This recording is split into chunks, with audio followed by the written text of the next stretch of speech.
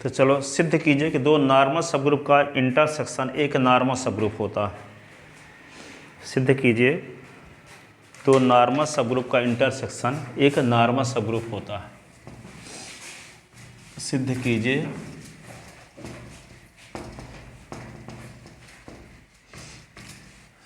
कीजिए दो normal subgroup का सिद्ध कीजिए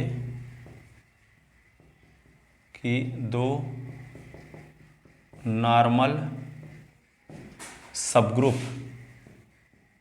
प्रसामान्य उपसमूह नॉर्मल सबग्रुप का इंटरसेक्शन सर्वनिष्ठ इंटरसेक्शन मीन्स सर्वनिष्ठ इंटरसेक्शन एक नॉर्मल सबग्रुप होता है।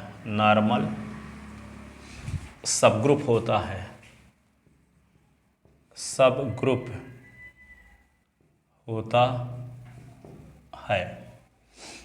दो नॉर्मल सबग्रुप का इंटरसेक्शन एक नॉर्मल सबग्रुप होता है। तो माना G डॉट एक ग्रुप है तथा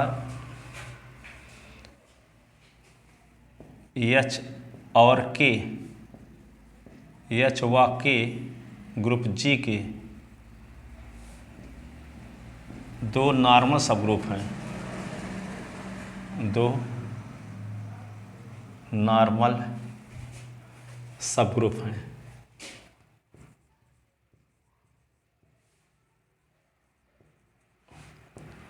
माना G डॉट एक ग्रुप है तथा H व K ग्रुप G के दो नॉर्मल सबग्रुप हैं। तब हमें सिद्ध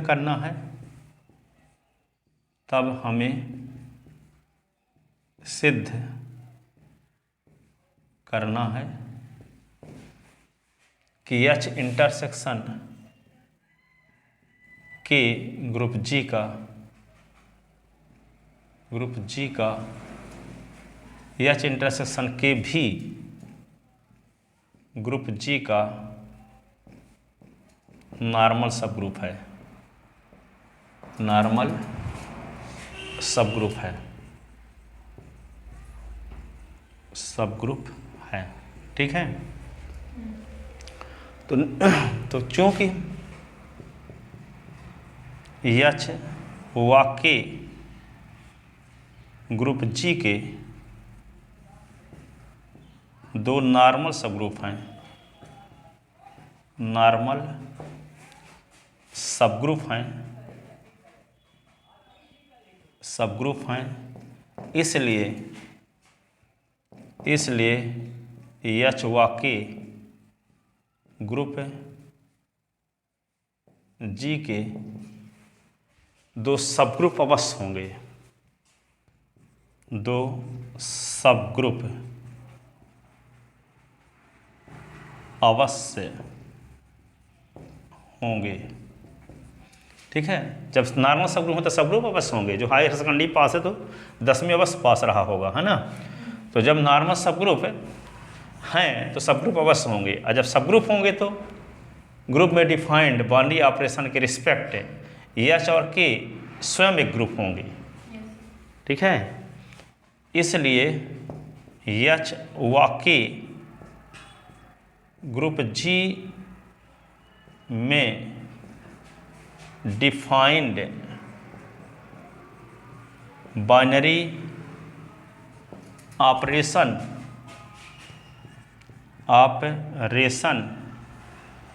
के रिस्पेक्ट स्वयं एक ग्रुप होंगे।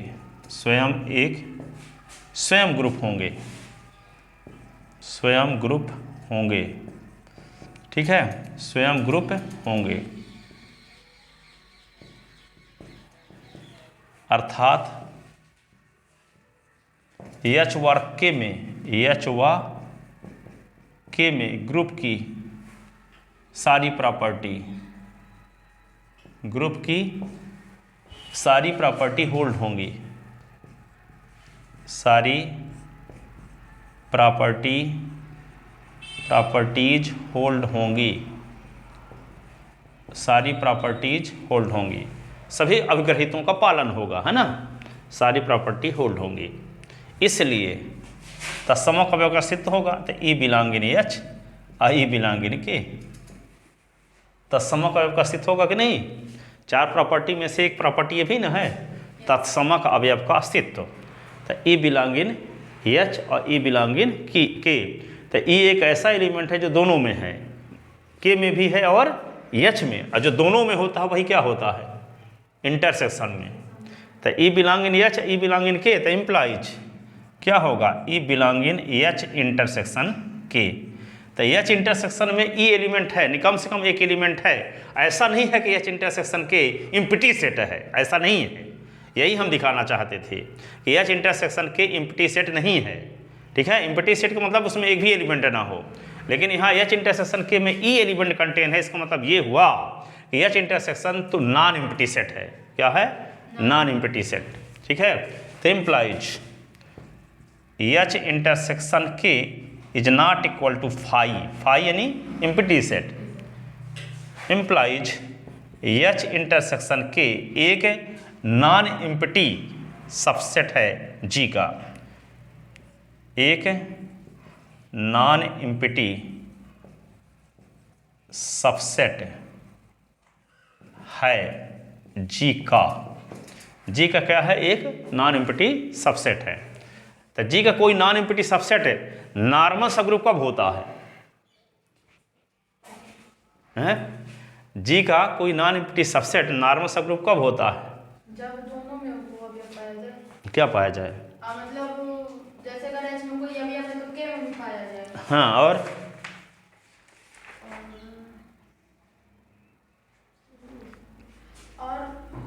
अरे और तुम सब कुछ बताया थे एच करके था। एच सब ग्रुप वो जी का। जैसे मान लो आपको प्रूव करना है कि एच नॉर्मल सबग्रुप है जी का कि नहीं, तो क्या करते हैं? For all h belong in H और for all x belong in G, तो दिखाते हो x I h x inverse belong in H, तब ना कहलाता था नॉर्मल सबग्रुप। ठीक है, तो हम क्या करेंगे? एच का काम कौन करने लगा? H intersection K. तो इसका कोई एलिमेंट हम ले लेते हैं एन। ठीक है, अब जी का एलिमेंट ले लेते हैं x, x belong in G. तो क्या दिखाना होगा? X n x inverse belong in H intersection K, तब H intersection K normal subgroup कहलाएगा। ठीक है, तो हम एच इंटरसेक्शन के का कोई एलिमेंट लेंगे और जी का एलिमेंट लेंगे, फिर हम ये दिखाएंगे कि इसको ये बिलोंग करता है। ठीक है, तो क्या करेंगे? लेते हैं, चलो लेट क्या लेट करते हैं? Small n belong in. हाँ, नहीं ये तो समझाने के लिए है। तो let n belong in H intersection K, n belong in H intersection K. ठीक है, तो let n belong in H intersection K, तो इंटरसेक्शन में है, इसका मतलब एच के दोनों में रहा होगा। तो इसका मतलब क्या हुआ? Small n belong in capital H and small n belong in capital K, यानी एन एच के दोनों में रहा होगा तो ही ना इंटरसेक्शन में आएगा। ठीक है, अब एच के के बारे में आपको पहले से पता है कि एच के अलग अलग दोनों नॉर्मल सबग्रुप हैं ग्रुप जी के। ठीक है, but H and K are normal subgroup of group G, subgroup of group G. इसलिए जब नॉर्मल सबग्रुप हैं, इसलिए for all x belong in G और for all n belong in H, तो इम्प्लाइज क्या होगा? X I n x inverse belong in H and for all x belong in G और for all n belong in K, तो implies x I n x inverse belong in K, क्योंकि के और H दोनों normal subgroup हैं। ठीक है, तो नॉर्मल सबग्रुप की परिभाषा से क्या हो जाएगा ये? तो जब जब x I n x inverse belong in H and x I n x inverse belong in K, तो implies x I n x inverse belong in H intersection K. जो दोनों में कंटेंट है तो भाई इंटरसेक्शन में होगा। ये एलिमेंट एच में भी है और यही एलिमेंट के में भी है, तो यही एलिमेंट इंटरसेक्शन में भी होगा। ठीक है, तो इस प्रकार मिल गया। तो सिंस फॉर, चूंकि, since for n belong in H intersection K और एक्स बिलोंग इन जी के लिए हम पाते हैं, क्या पाते हैं, x n x inverse belong in H intersection K. अब इट मीन्स, जिसका अर्थ है, it means, it means, it means H intersection K group G का, ग्रुप जी का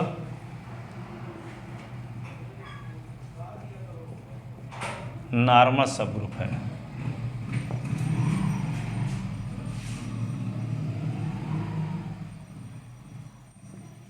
अतः प्रमाणित हुआ कि दो नॉर्मल सब ग्रुप का इंटरसेक्शन एक नॉर्मल सब ग्रुप होता है। अतः प्रमाणित हुआ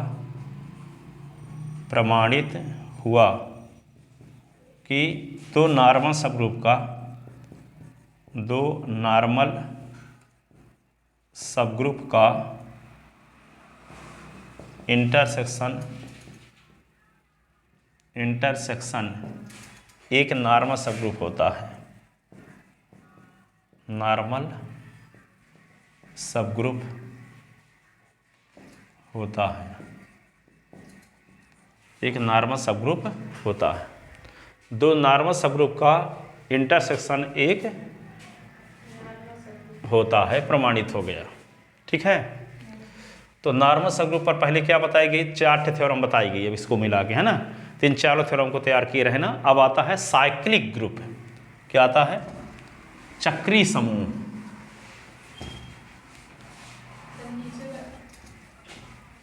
अतः प्रमाणित हुआ कि दो नॉर्मल सब ग्रुप का इंटरसेक्शन एक नॉर्मल सब ग्रुप होता है।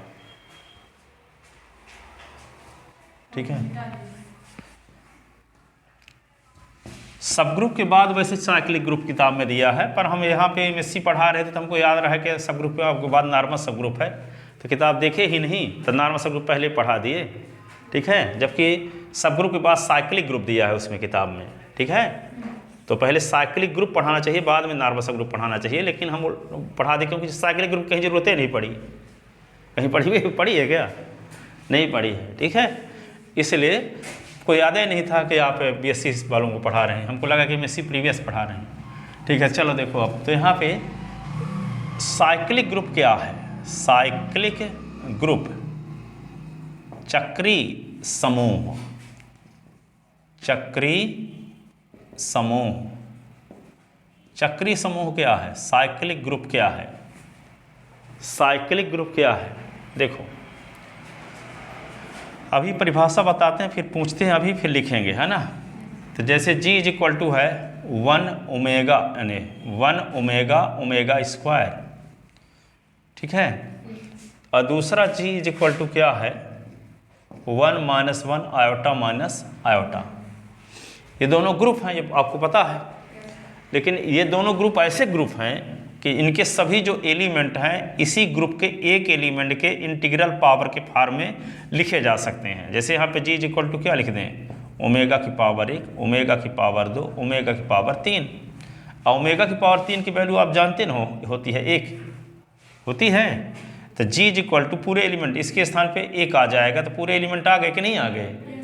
तो इस ग्रुप के सभी एलिमेंट इसी ग्रुप के एक एलिमेंट के इंटीग्रल पावर के फॉर्म में व्यक्त हैं। इसलिए यह ग्रुप ओमेगा से जनरेटेड साइक्लिक ग्रुप है, ओमेगा से जनरेटेड साइक्लिक ग्रुप है। इसी में देखो इस ग्रुप का हर एक एलिमेंट इसी ग्रुप के एक एलिमेंट आयोटा के इंटीग्रल पावर के फॉर्म में लिखा जा सकता है। जैसे g इज इक्वल टू क्या लिख दे, आयोटा की पावर 1, आयोटा की पावर 2, आयोटा की पावर 3, आयोटा की पावर 4, तो सब एलिमेंट आ जाएंगे। देखना g is equal to iota की पावर 1 तो आयोटा ही लिखे रहो, आयोटा की पावर 2 क्या होता है -1, आयोटा की पावर 3 का मान माइनस आयोटा, आयोटा की पावर 4 की वैल्यू 1, तो सब एलिमेंट नहीं आ गए इस ग्रुप के। तो जब किसी ग्रुप के सभी एलिमेंट उसी ग्रुप के एक एलिमेंट के इंटीग्रल पावर के फॉर्म में व्यक्त किए जा सकें, तब वह ग्रुप उस एलिमेंट से जनरेटेड साइक्लिक ग्रुप कहलाता है। वह ग्रुप उस एलिमेंट से जनरेटेड साइक्लिक ग्रुप कहलाता है। ठीक है, उस एलिमेंट से जनित चक्रीय समूह कहलाता है। यदि किसी ग्रुप के सभी एलिमेंट उस ग्रुप के एक एलिमेंट के पूर्णांकी घात के रूप में व्यक्त किए जा सकते हैं, तब वह ग्रुप उस अवयव से जनित चक्रीय समूह कहलाता है। वह ग्रुप उस अवयव से जनित क्या कहलाता है, चक्रीय समूह कहलाता है, चक्रीय समूह कहलाता है। कब, यदि उस ग्रुप के सभी एलिमेंट उसी ग्रुप के एक अवयव के पूर्णांकी घात के रूप में व्यक्त किए जा सकते हैं, पूर्णांकी घात के रूप में व्यक्त किए जा सकते हैं, तब वह ग्रुप उस अवयव से जनित चक्रीय समूह कहलाता है। वह ग्रुप उस अवयव से जनित क्या कहलाता है, चक्रीय समूह कहलाता है। ठीक है, तो या यदि किसी ग्रुप के सभी एलिमेंट उस ग्रुप के एक एलिमेंट के इंटीग्रल पावर के फॉर्म में लिखे जा सकते हैं, तब वह ग्रुप उस एलिमेंट से जनरेटेड साइक्लिक ग्रुप कहलाता है। ठीक है, तो यहां पे लिखते हैं इसकी परिभाषा। ठीक है, यदि किसी ग्रुप के ऑल एलिमेंट उस ग्रुप के एक एलिमेंट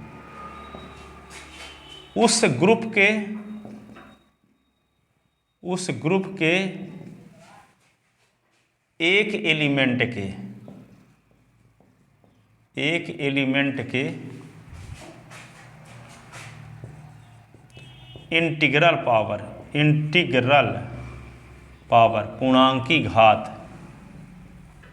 पूर्णांकी घात, वो समाकलन वाला इंटीग्रल पावर नहीं है, पूर्णांकी घात। यदि किसी ग्रुप के ऑल एलिमेंट उस ग्रुप के एक एलिमेंट के इंटीग्रल पावर के फॉर्म यानी रूप फॉर्म में व्यक्त किए जा सकें, व्यक्त यानी रिप्रेजेंट किए जा सकते हैं, व्यक्त किए जा सकें। यदि किसी ग्रुप के ऑल एलिमेंट उस ग्रुप के एक एलिमेंट के इंटीग्रल पावर के फॉर्म में व्यक्त किए जा सकें, तब उस ग्रुप को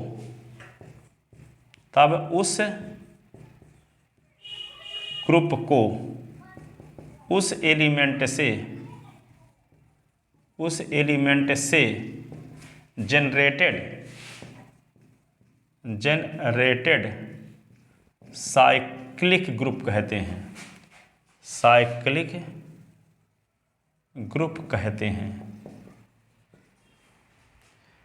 ठीक है, यदि किसी ग्रुप के ऑल एलिमेंट उस ग्रुप के एक एलिमेंट के इंटीग्रल पावर के फॉर्म में व्यक्त किए जा सकें, तब उस ग्रुप को उस एलिमेंट से जनरेटेड साइक्लिक ग्रुप कहते हैं। यदि ग्रुप G ए से जनरेटेड साइक्लिक ग्रुप है, तब हम इसे लिखते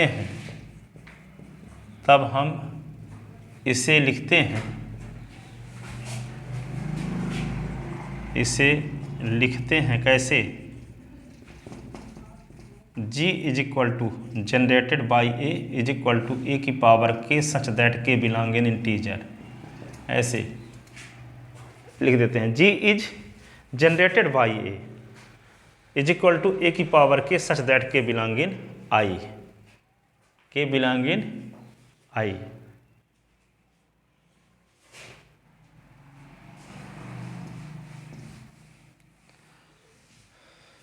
ठीक है,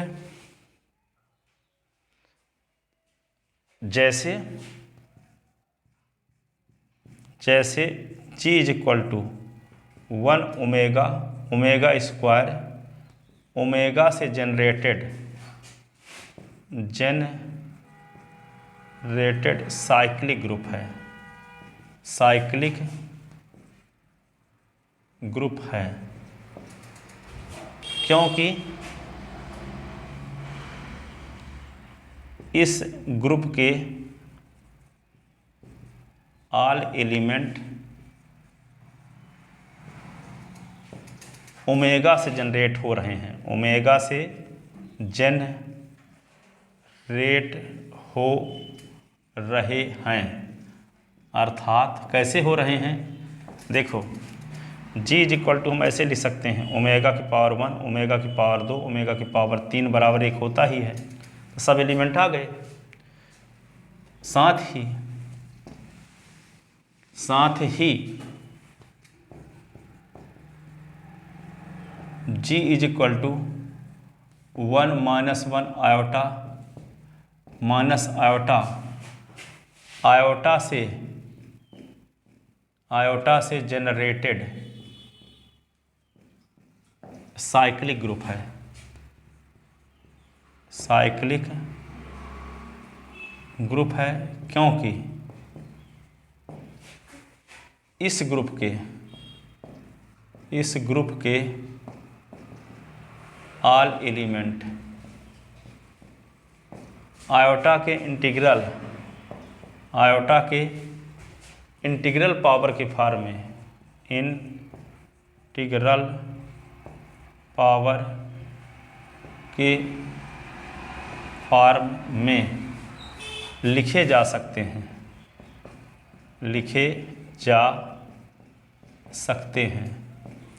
क्योंकि इस ग्रुप के ऑल एलिमेंट आयोटा के इंटीग्रल पावर के फॉर्म में लिखे जा सकते हैं।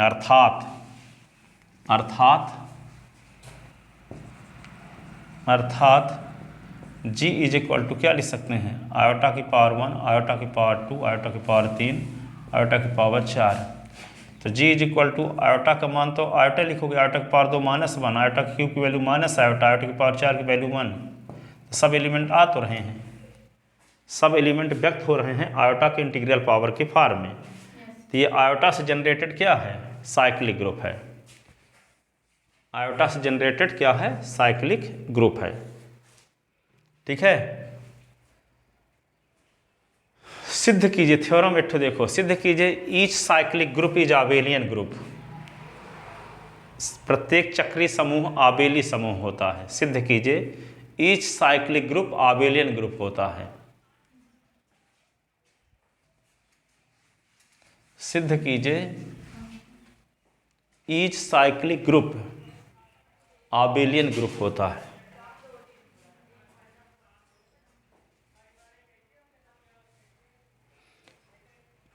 सिद्ध कीजिए कि ईच साइक्लिक ग्रुप क्या होता है, एक आबेलियन ग्रुप होता है।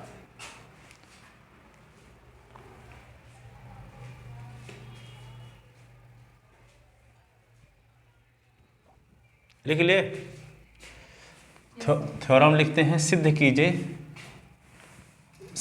थ्योरम फर्स्ट, सिद्ध कीजिए ईच साइक्लिक ग्रुप एक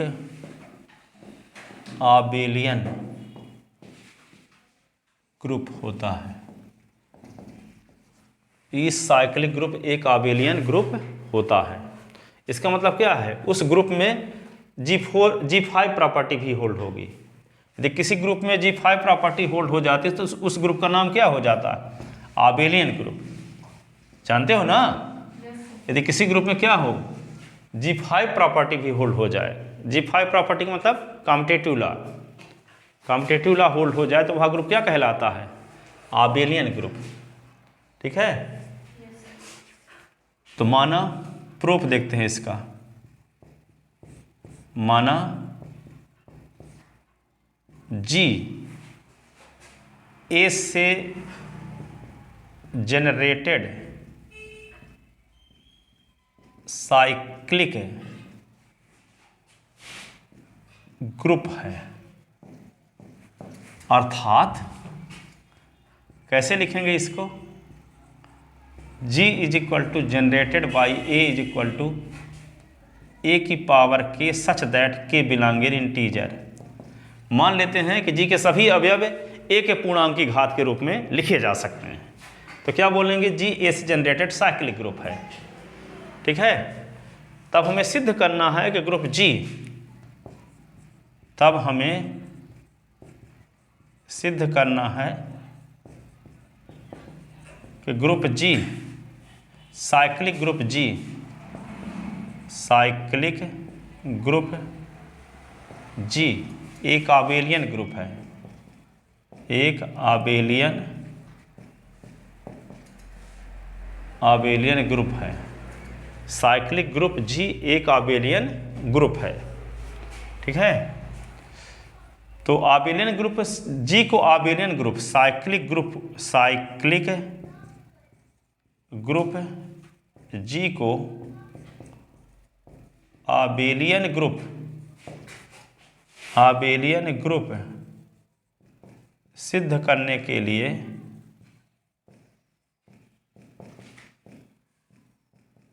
हमें दिखाना होगा कि G में G5 प्रॉपर्टी भी होल्ड होती है। ठीक है ना, तो हमें सिद्ध करना है कि साइक्लिक ग्रुप G एक आबेलियन ग्रुप है। तो साइक्लिक ग्रुप G को आबेलियन ग्रुप सिद्ध करने के लिए हमें दिखाना होगा कि G में G5 प्रॉपर्टी भी होल्ड होती है। ठीक है, तो माना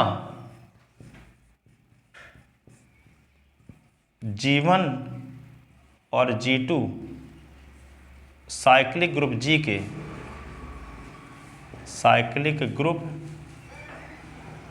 के दो एलिमेंट हैं। ठीक है, माना G1 और G2 साइक्लिक ग्रुप G के दो एलिमेंट हैं, तब G1 व G2 A के इंटीग्रल पावर के फॉर्म में होंगे, A के इंटीग्रल पावर के फॉर्म में होंगे, A के पूर्णांकी घात के रूप में होंगे, है ना, A के पूर्णांकी घात के रूप में होंगे। तो माना G1 बराबर A की पावर R और G2 बराबर A की पावर S, क्योंकि G को क्या माने हैं, A से जनरेटेड न माने है साइक्लिक ग्रुप है। तो G1 भी A के पूर्णांकी घात के रूप में लिखा जा सकेगा और G2 भी A के पूर्णांकी घात के रूप में लिखा जा सकेगा। और जहाँ तो मान लिए कि G की पूर्णांकी घात R है और यहाँ पे G2 में A की पूर्णांकी घात S है, जहाँ R और S क्या इंटीजर है, जहाँ R और S बिलोंगिंग I इंटीजर। ठीक है, तो हमको दिखाना क्या है कि G5 प्रॉपर्टी होल्ड हो रही थी, हमको क्या दिखाना पड़ेगा, देखो G1 गुणे G2 बराबर G2 गुणे G1 ना दिखाना पड़ेगा, तभी ना कह पाएंगे कॉम्पिटिटिव होल्ड हो रहा है।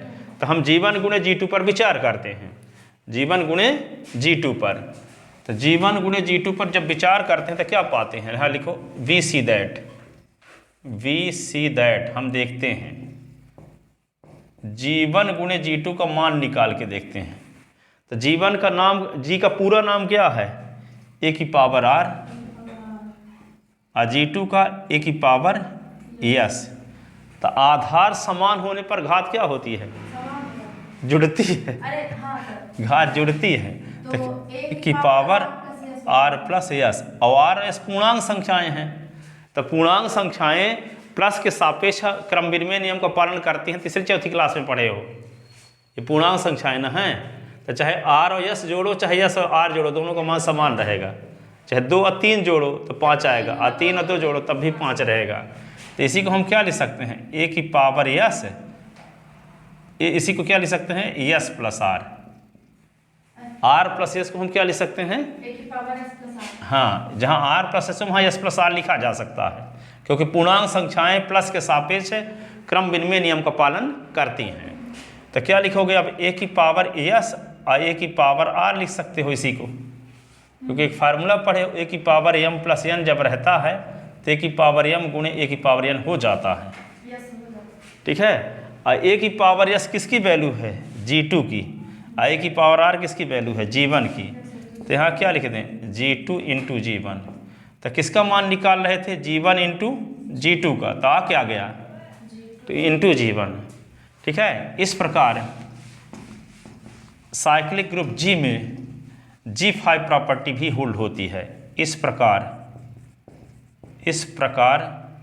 साइक्लिक ग्रुप G में G5 प्रॉपर्टी भी होल्ड होती है। ठीक है, अतः साइक्लिक ग्रुप आबेली ग्रुप हुआ, साइक्लिक ग्रुप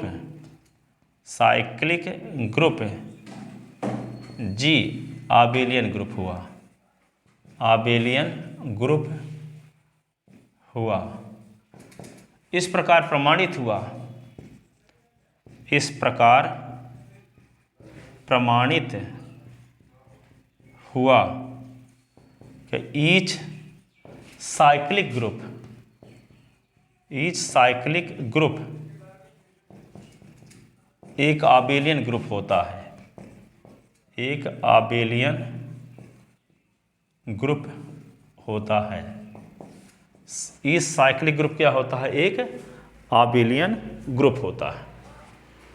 ठीक है, लिख ले।